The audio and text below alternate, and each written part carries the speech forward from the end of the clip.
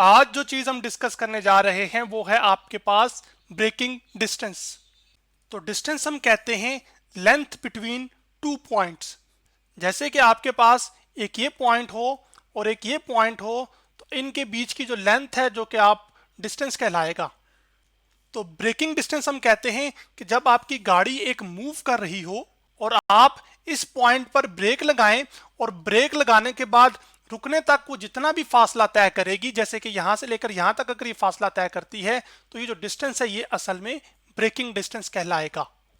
तो फिर मैं यूं कह सकता हूं, distance travelled from point of breaking to a point where car stops. यानी कि जो एक गाड़ी डिस्टेंस ट्रेवल करेगी कि जिस पॉइंट से आपने ब्रेक लगाई है और जिस पॉइंट पर जाकर वो गाड़ी रुकी है, उसके बीच का जो फासला है वही असल में ब्रेकिंग डिस्टेंस कहलाएगा।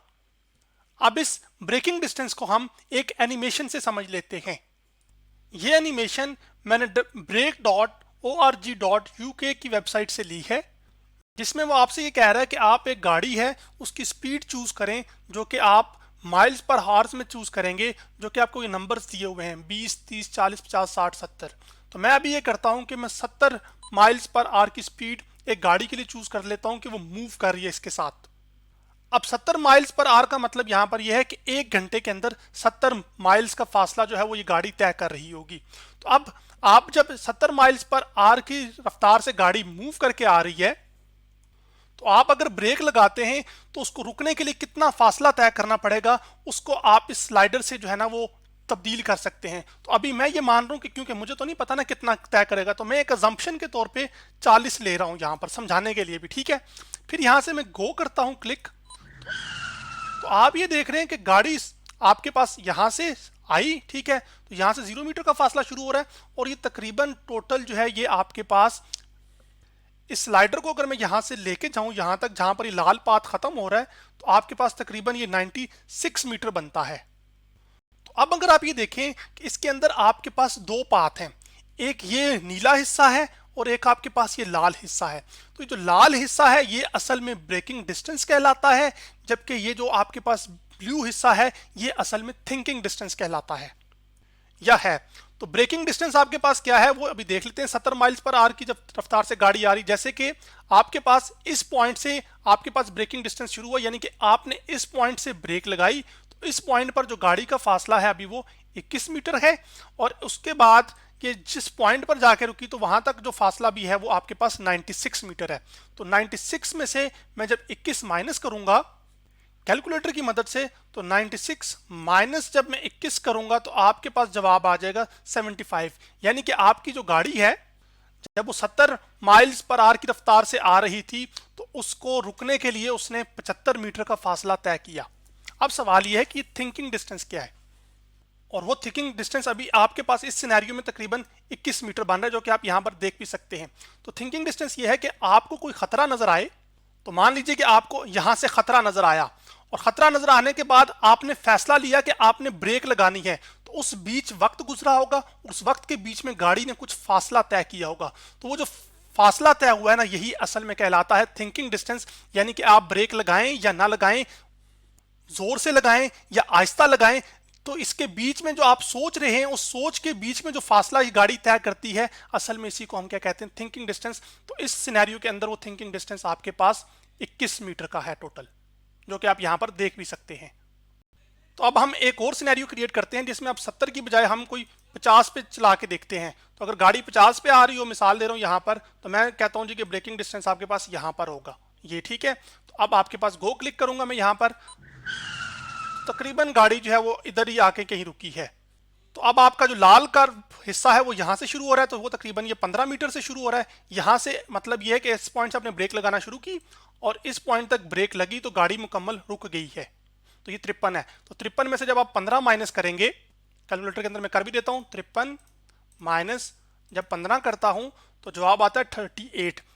इसका मतलब यह है कि जब रफ्तार कम हुई है तो आपके पास जो ब्रेकिंग डिस्टेंस है वो भी कम हुआ है, क्योंकि 70 माइल्स पर आवर की रफ्तार पर आपके पास जो फासला था वो 75 आ रहा था ब्रेकिंग डिस्टेंस। अब एक चीज़ और भी है, वो ये है कि ये जो थिंकिंग डिस्टेंस है और ये जो ब्रेकिंग डिस्टेंस है ये मिला के कहलाते हैं स्टॉपिंग डिस्टेंस। तो जो स्टॉपिंग डिस्टेंस है वो थिंकिंग डिस्टेंस और ब्रेकिंग डिस्टेंस को ऐड करके हासिल होता है।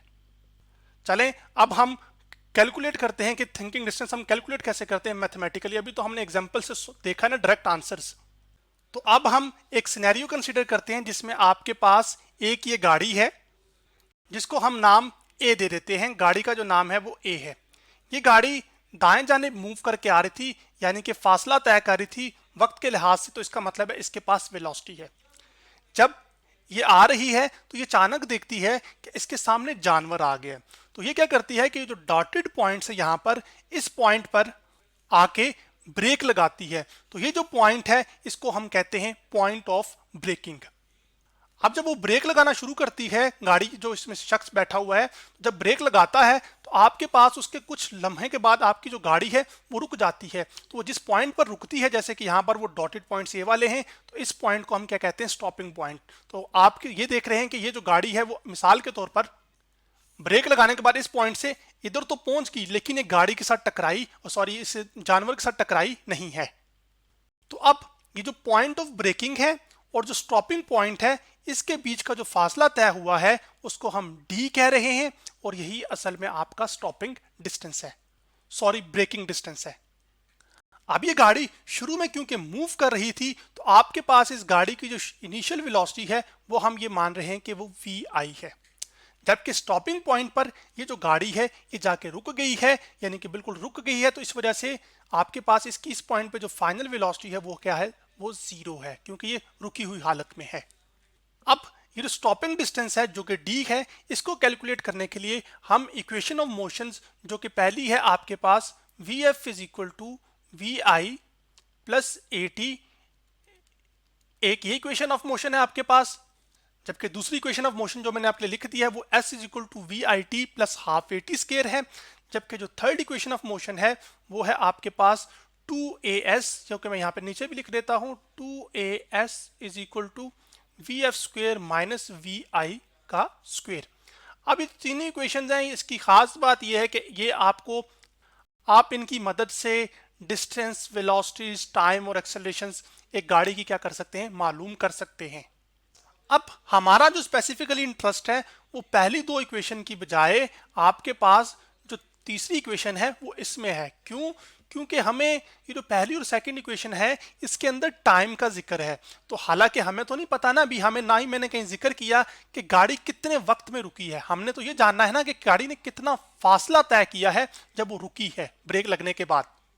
तो पहली दो इक्वेशंस के अंदर आपके पास टाइम का फैक्टर आ रहा है, इस वजह से हम इनका इस्तेमाल नहीं करेंगे, बल्कि हम थर्ड इक्वेशन ऑफ मोशन को यहां पर प्रेफर करेंगे। क्यों? क्योंकि ये इक्वेशन ऑफ मोशन टाइम के इंडिपेंडेंट है, यानी कि इसमें टाइम का कोई जिक्र नहीं है। अब इस इक्वेशन में अगर आप खास बात देखें तो जो फाइनल वेलोसिटी है वो आपकी तो गाड़ी की जीरो है, फिर माइनस वी आई स्क्वेयर आ जाएगा। लेकिन अब यहाँ पर ये जो एस है जो कि डिस्टेंस है, वो उस एस को हम रिप्लेस कर देंगे डी के साथ। तो आपकी आसानी के लिए मैं डी लिखूं या एस लिखूं वो एक ही बात है, तो इस वजह से मैं एस इक्वल टू डी कह देता हूं या डी इक्वल टू एस। अब जो काबिले गौर बात है वो ये है कि आपके पास यहाँ पर एक्सेलरेशन आ रही है। तो जो एक्सेलरेशन होती है वो क्या होती है कि कितनी तेजी के साथ वेलोसिटी चेंज हो रही है टाइम के लिहाज से। तो एक्सेलरेशन होती है final velocity minus initial velocity divided by time. अब हमारे सिनेरियो में तो चूंकि जो फाइनल वेलोसिटी है इस गाड़ी की वो तो जीरो है, तो यहाँ पे जीरो आ जाएगा, मतलब कट जाएगी, टर्म खत्म हो जाएगी। तो आपके पास आ जाएगी minus V I divided by जितना टाइम लगा होगा रुकने में। लेकिन ये माइनस साइन आपको ये बता रहा है कि आपकी जो गाड़ी की वेलोसिटी है वो डिक्रीज हो रही है। इसका मतलब है कि जो आपकी गाड़ी है वो डी एक्सेलरेट हो रही है, क्योंकि उसकी जो फाइनल वेलोसिटी है वो इनिशियल वेलोसिटी से कम है। तो फिर यहां पर जो एक्सेलरेशन में यूज करूंगा वो असल में डी एक्सेलरेशन होगी। तो मैं यहां पर लिखूंगा 2 और ए की जगह में पुट करूंगा माइनस ए, और एस की जगह हम रिप्लेस कर देंगे डी, और इक्वल टू आ जाएगा माइनस वी आई का स्क्वेयर। अब ये लिखा जाएगा फिर आपके पास minus 2 A D is equal to minus V I का square, V I initial velocity का स्क्वायर है, ठीक है। इसमें से ये माइनस का साइन इस माइनस के साइन से कैंसिल आउट हो जाएगा, तो ये जो 2a यहाँ पर मल्टीप्लाई हो रहा है उधर जाके डिवाइड हो जाएगा, तो हमें जो स्टॉपिंग डिस्टेंस d है वो मालूम हो जाएगा। तो जो d है आपके पास वो आ जाएगा इज इक्वल टू यहाँ पर इनिशियल वेलोसिटी का स्क्वायर जो कि वी आई है उसका स्क्वायर और डिवाइड बाय 2 टाइम्स एक्सेलरेशन। लेकिन यहाँ पर स्पेसिफिकली जो एक्सेलरेशन है वो डी एक्सेलरेशन है, यानी कि गाड़ी डी एक्सेलरेट हो रही है। इसका बुनियादी मतलब ये है कि आपकी गाड़ी तो बेशक इस तरफ मूव कर रही है, लेकिन जो एक्सेलरेशन की डायरेक्शन है वो उसकी मोशन के बिल्कुल अगेंस्ट है। तो जब ऐसा सिनेरियो होता है तो तब आपके पास डी एक्सेलरेशन होती है। तो अब आप ये देख रहे हैं कि जो स्टॉपिंग डिस्टेंस है वो इनिशियल वेलोसिटी के स्क्वायर पे डिपेंड कर रहा है, यानी कि जितनी इनिशियल वेलोसिटी ज्यादा होगी उतना ज्यादा फासला तय होगा ताकि गाड़ी रुक सके। तो इसी वजह से आपने देखा था उस एनिमेशन के अंदर जब गाड़ी की initial velocity 70 miles per hour थी तो आपके पास जो उसका स्टॉपिंग डिस्टेंस था वो असल में जो डी था वो 75 आ रहा था, जबकि जब इनिशियल वेलोसिटी आपकी गाड़ी की 50 माइल्स आर थी, माइल्स पर आर थी, जिसको एमपीएच भी हम कहते हैं, तो तब आपके पास जो उस गाड़ी ने तो जो उस वक्त स्टॉपिंग डिस्टेंस डी था वो आपके पास निकल कर आया था उस वक्त 38। तो यहां से ये तो बात क्लियर होगी ना कि जितनी गाड़ी की इनिशियल रफ्तार ज्यादा होगी असल में जो स्टॉपिंग डिस्टेंस उसको चाहिए होगा वो उतना ही ज्यादा होगा, और जितनी इनिशियल रफ्तार कम होगी तो स्टॉपिंग डिस्टेंस भी उतना कम होगा। जबकि आप दूसरा जो पॉइंट है वो इसमें ऑब्जर्व कर सकते हैं वो ये है कि जो डिस्टेंस डी है ये आपके पास इनवर्सली प्रोपोर्शनल आपको नजर आ रहा है डी एक्सेलरेशन के, यानी कि जितनी आपके पास डी एक्सेलरेशन ज्यादा होगी असल में स्टॉपिंग डिस्टेंस उतना कम होगा। यानी जितना तेजी के साथ जितना जल्दी आपकी गाड़ी रुकेगी ना असल में स्टॉपिंग डिस्टेंस फिर क्या होना चाहिए, इतना कम होना चाहिए।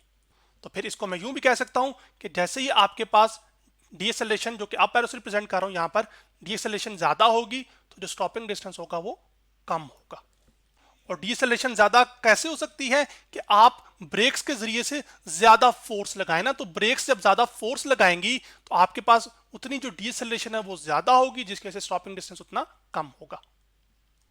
तो आज हमने ब्रेकिंग डिस्टेंस के बारे में स्टडी किया।